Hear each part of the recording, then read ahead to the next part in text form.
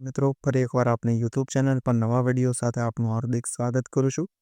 જો તમે આ ચેનલ પર નવા હોય તો આપણી ચેનલને સબસ્ક્રાઇબ કરી લેજો જેથી સરકારી પડતે લગતી અવનવી અપડેટ્સ મળતી રહે.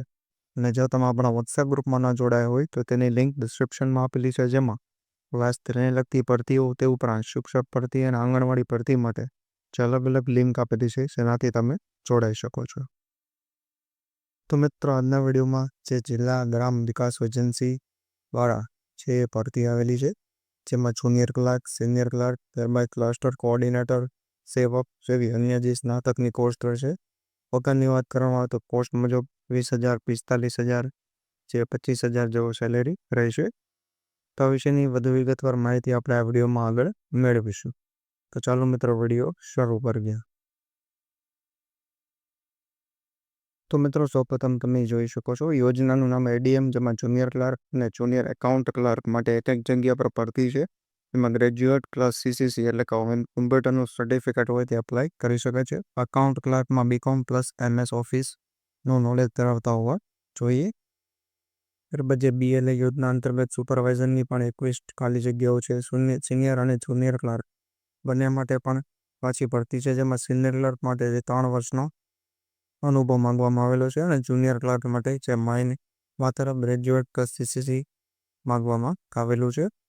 ત્યારબાદ અન્ય પોસ્ટ પણ તમે જોઈ શકો છો, જેમાં સ્પેશિયલિસ્ટ જે છે એની છે ભરતી. ત્યારબાદ કન્સલ્ટન્ટની પણ ભરતી છે.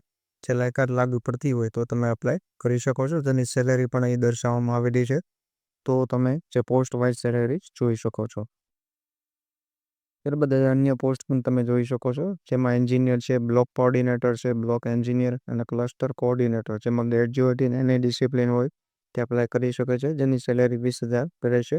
ત્યારબાદ ટેકનિકલ પ્રોફેશનલ, વર્ક મેનેજર અને કોઓર્ડિનેટર અને MIS કોઓર્ડિનેટર રહેશે.